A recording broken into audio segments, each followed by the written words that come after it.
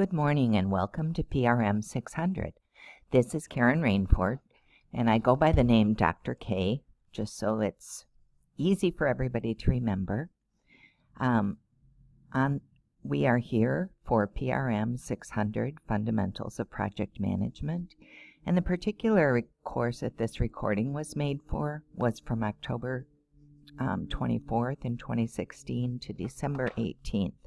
But you need to revise those dates for future recordings. So I am always available by request.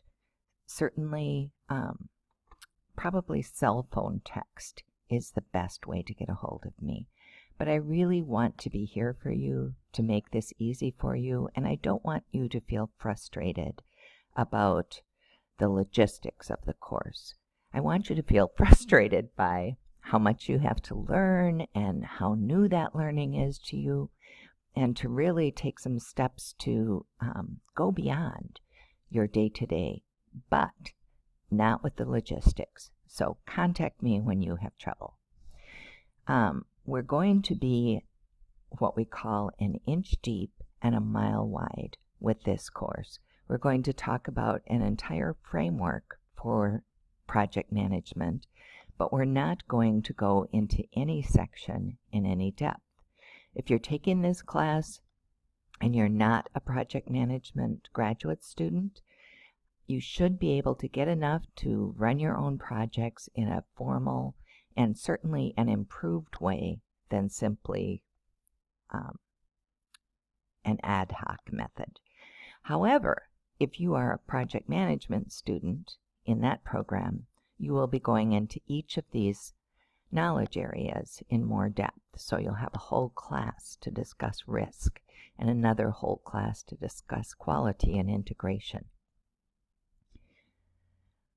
However, at the end of the class, you should be able to understand some of the key project management terminology, to figure out how your organization is going to impact the projects that you're doing, and to go through the steps, all of the process groups, to complete a project from project inception through planning it, to controlling it and monitoring it and executing it, and all the way to project closure. This will be using the Engage platform. If you're not familiar with that, there are some good tutorials available. The textbooks that we're using is the Project Management Institute PMBOK guide. What that is a framework for the body of knowledge of project management that was developed by thousands of project managers working together in a coordinated way. We're on our 5th edition. The 6th edition will be out in 2017. And it's very dry. You don't want to read this when you're tired. But it's a good place to go to get the primary source. The book by Kathy Schwalbe, Dr. Schwalbe, is an introduction to project management. What Dr. Schwalbe does for us is take all of the framework that was available in the PMBOK guide and apply that to a project that runs throughout the entire book. She gives us descriptions, she gives us examples, and she makes project management framework understandable, which the PMBOK doesn't necessarily do. For your APA citation, which is very important in this class, you can go out to the Writing Center, retrieve the online booklet called Introduction to the APA by Cheryl Prentice. And if you're doing APA citing the way it says in that book, you're golden. You'll also be going out once or more to the website of the Project Management Institute. And it'll talk about that in specific assignments. I'm not the best person to help you with your technology issues.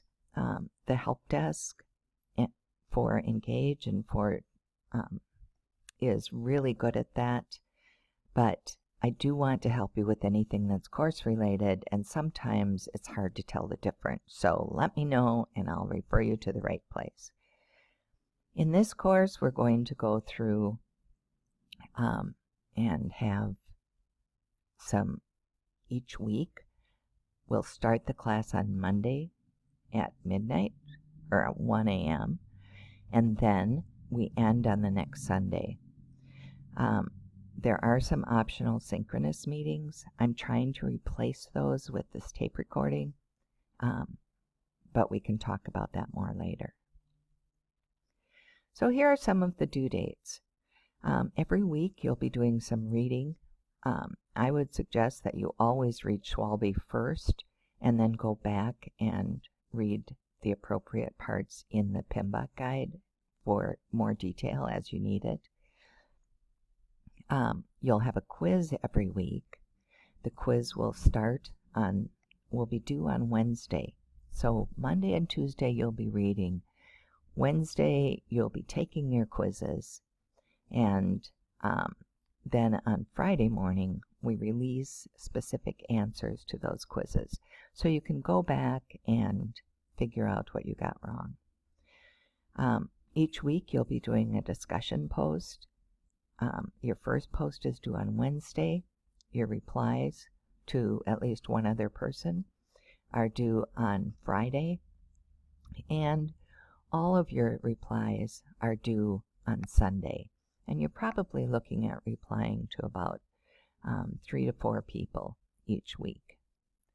You will be working in teams on this for a project, and there are 4 times during the course that you and your team will need to have something ready for grading. Week 2, Week 4, Week 6, and Week 8. Another assignment that you'll have in this course is the reflective essay. That's going to be due Week 3, and there are specific assignment information for that during Week 3. Finally, you'll be doing a case analysis twice during the course, once in Week 4 and once in Week 8. In terms of time standards, we're really looking at 16 hours a week of your time that you dedicate to this course. That is the standard in graduate education around the United States, certainly. And for you personally, depending on your background, you may spend a lot less time some weeks and a lot more time some other weeks. So in terms of grading, the team project does include a pretty large percent of your grade. However, don't worry about that because we have it worked out so that we can really tell who's doing the teamwork, and your grade is not going to be wholly influenced by other people's work. So let's be more specific about the quizzes. You do the quiz on Wednesday. Every quiz has at least probably 10 questions. You can take the quiz twice. The higher of your 2 scores will be used, and the due date is Wednesday at midnight. If you want to work ahead on quizzes, feel free. But we don't talk about quiz questions until the quiz answers are released. We talked about the discussion board, and if you've had discussions before, such as an in-class discussion, it's very similar to that.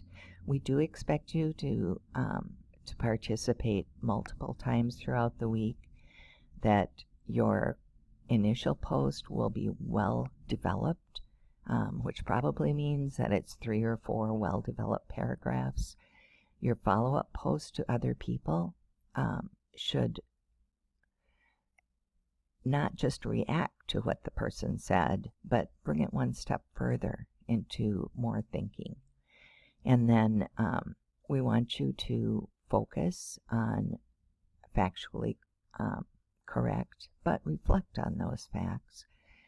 Use references. The references should come from the course. Please do not use external references.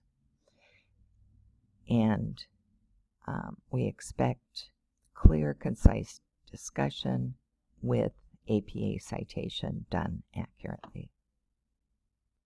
I just wanted to take a minute to talk about the midterm and final case studies. They don't come up until week 4 and 8, so you may not even remember this. But basically, we give you a case. We ask 6 or 7 questions about that. You apply the concepts that you've been learning in class, and those are individually graded. Each one is 75 points. I'm supposed to tell you that we would like feedback on the student ratings of teaching and learning, but I am totally open at any moment to your feedback. If you're frustrated, I want to hear about it. If you're happy with something and you think that we should be doing more of that, I want to hear about it. We do have a late policy. It's very important that you keep on track and keep doing all of the assignments as they're due and not a week or 2 or 3 weeks later, because of course everything in the class builds on the things before. I'm going to cover the reading assignment information in a separate video. So that's our overview of the syllabus. Let me know if you have comments, concerns, or questions. I'm very excited that you're in this class, and I'm looking forward to learning with you all semester long.